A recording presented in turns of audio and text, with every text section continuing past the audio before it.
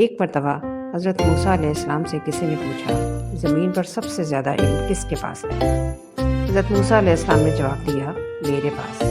یہ جواب انہوں نے اس وجہ سے دیا کیونکہ وہ اللہ کے نبی تھے اور یہ سمجھتے تھے کہ ان سے زیادہ علم کسی کے پاس نہیں ہو سکتا۔ لیکن اللہ تعالیٰ نے حضرت موسیٰ علیہ السلام پہ وحی فرمائی کہ ایک بندہ ایسا بھی ہے جس کے پاس وہ علم ہے جو موسیٰ علیہ السلام کے پاس نہیں۔ اللہ تعالیٰ نے انہیں حضرت خضر علیہ السلام کے پاس بھیجنے کا حکم دیا تاکہ وہ ان سے سیکھ سکیں اور علم کے معاملے میں عاجزی اختیار کرنا سیکھیں۔ حضرت موسیٰ علیہ السلام اپنے شاگرد حضرت یوشع بن نون کے ساتھ سفر پہ نکلے۔ اللہ تعالیٰ نے انہیں ایک نشان بتایا کہ جہاں دو دریا ملتے ہیں وہیں انہیں خضر علیہ السلام ملے۔ کئی دنوں کے سفر کے بعد جب وہ اس مقام پر پہنچے حضرت موسیٰ علیہ السلام نے خضر علیہ السلام کو پایا۔ حضرت موسیٰ علیہ السلام نے خضر علیہ السلام سے درخواست کی کہ وہ ان کے ساتھ رہیں اور ان کے علم سے فائدہ اٹھائیں۔ حضرت خضر علیہ السلام نے کہا تم میرے ساتھ صبر نہیں کر سکو گے کیونکہ جن باتوں کو تم سمجھ نہیں پاؤ گے ان پہ تم سوال ضرور کرو گے۔ لیکن حضرت موسیٰ علیہ السلام نے وعدہ کیا کہ وہ صبر کریں گے اور حضرت خضر علیہ السلام کے ہر فیصلے کو مانیں گے۔ حضرت موسیٰ علیہ السلام خضر علیہ السلام کے ساتھ نکل پڑے۔ راستے میں 3 عجیب واقعات پیش آئے۔ حضرت خضر اور حضرت موسیٰ علیہ السلام دونوں سفر پر نکلے اور دریا پر پہنچے۔ دونوں ایک کشتی میں بیٹھے جو نئی تھی۔ حضرت خضر علیہ السلام نے کشتی میں سوراخ کر دیا۔ حضرت موسیٰ علیہ السلام حیران ہو کر بولے آپ نے یہ کیا کیا؟ یہ تو ان غریب لوگوں کی روزی کا ذریعہ ہے۔ حضرت خضر علیہ السلام نے کہا میں نے تم سے کہا تھا کہ تم صبر نہیں کر سکو گے۔ دونوں اور آگے چلے اور ایک بستی میں پہنچے جہاں حضرت خضر علیہ السلام نے ایک بچے کو قتل کر دیا۔ حضرت موسیٰ علیہ السلام یہ دیکھ کر شدید پریشان ہوئے اور کہا آپ نے ایک معصوم جان لے لی، یہ تو ظلم ہے۔ خضر علیہ السلام نے دوبارہ کہا میں نے کہا تھا کہ تم صبر نہیں کر سکو گے۔ تھوڑی دیر بعد چلتے چلتے وہ ایک بستی میں پہنچے جہاں کے لوگ بہت بخیل تھے اور انہوں نے کھانے تک کے لیے انہیں کچھ نہ دیا۔ اس کے باوجود حضرت خضر علیہ السلام نے ایک گرتی ہوئی دیوار کو مرمت کر دیا۔ حضرت موسیٰ علیہ السلام نے حیرت سے کہا حضرت ہم اگر چاہتے تو اس پہ اجر لے سکتے تھے، انہوں نے ہمیں کھانا تک نہیں دیا اور ہم ان کی دیواریں سیدھی کر رہے ہیں۔ اب تمہاری میری جدائی ہو گئی، تم نے یہ بھی اعتراض کر دیا۔ اب میں تمہیں بتاتا ہوں کہ یہ 3 کام میں نے کیوں کیے۔ پہلی بات کشتی والی سنو۔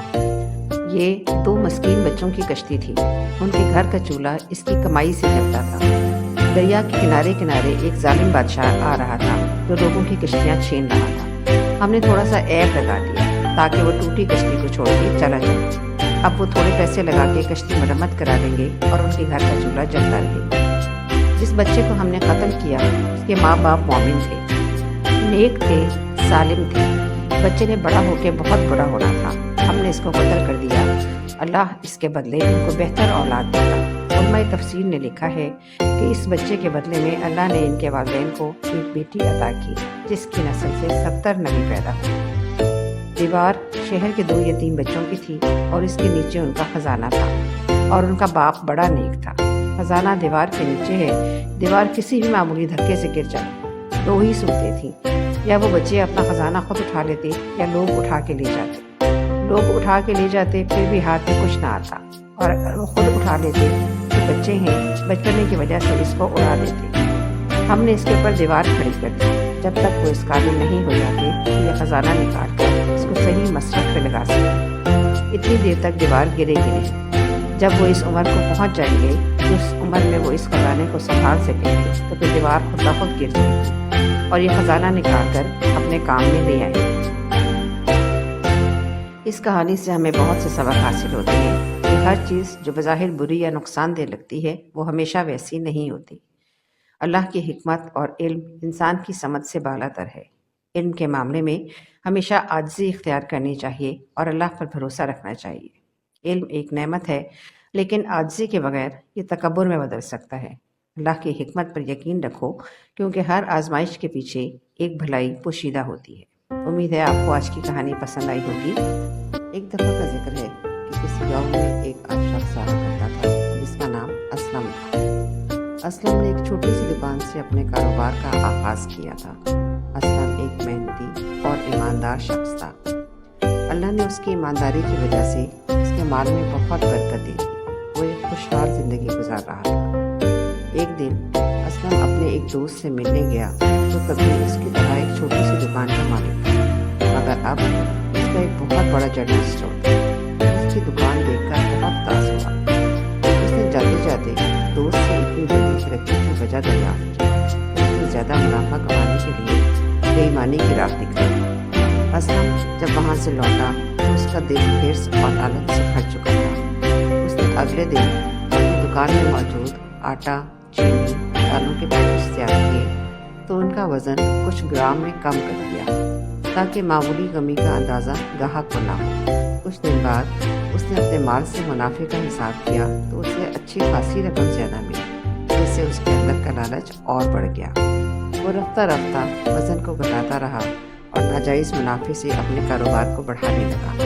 یہ بات جب اس کی بیوی کو معلوم ہوئی تو اس نے سمجھانے کے لیے قرآن کی آیات کا حوالہ سنایا کہ وزن صحیح ترازو سے کرو اور لوگوں کے حق میں کمی نہ کرو۔ مگر اسلم کا دل تو لالچ سے بھر چکا تھا، اس لیے اس نے خود کو درست ثابت کرنے کے لیے اپنے دوست کی مثال دی جس نے اسے یہ راہ دکھائی تھی، اور کہا کہ وہ بھی تو یہی کام کر کے آگے بڑھ گئے۔ اللہ نے اس کو کتنی ترقی دی۔ جیسے جیسے وقت گزرتا رہا، اسلم دکان کو بڑھانے اور زیادہ منافع کمانے کے لالچ میں مارکیٹ سے بہت سا مال ادھار لے بیٹھا۔ رفتہ رفتہ لوگوں کو احساس ہونے لگا اور وہ اسلم کی دکان سے سودا لینے سے کترانے لگے۔ اسلم پورے دن دکان پر بیٹھا رہتا مگر کوئی گاہک نہ آتا۔ اسلم نے جن لوگوں سے ادھار سامان لیا تھا وہ لوگ تقاضا کرنے لگے۔ وہ قرض کے بوجھ تلے دبتا جا رہا تھا۔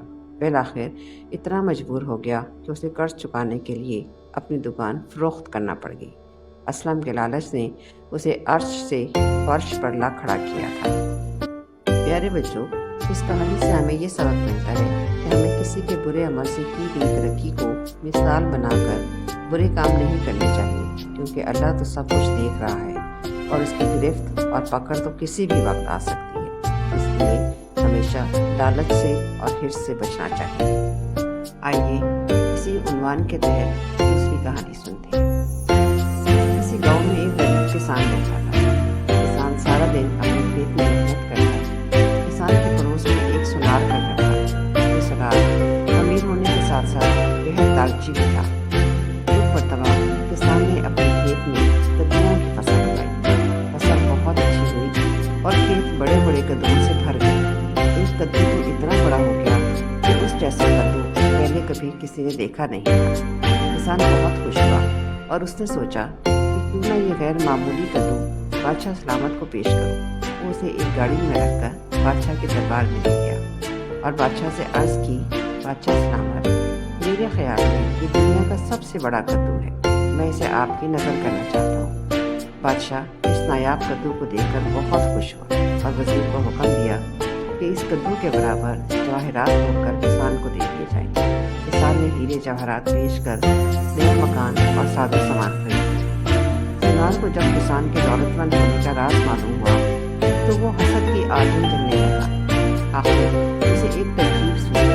اس نے سوچا کہ اگر میں اپنے بنائے ہوئے خاص زیور بادشاہ کی خدمت میں پیش کروں گا تو بادشاہ مجھے بہت سی دولت دے گا۔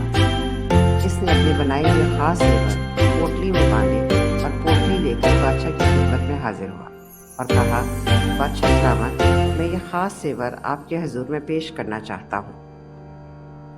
بادشاہ نے اس کا تحفہ قبول کرتے ہوئے سوچا کہ اس کے بدلے میں اسے کیا انعام دیا جائے۔ اچانک اس کی نظر غیر معمولی کدو پر پڑی۔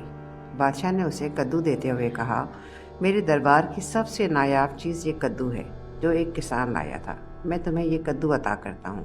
سونار یہ سن کر بہت سٹ پٹایا۔ اس نے لرزتی ہوئی آواز میں بادشاہ کا شکریہ ادا کیا اور گھر کی طرف چل گیا، اور اس کے ذہن میں بار بار یہی جملہ گونج رہا تھا کہ لالچ بری بلا ہے۔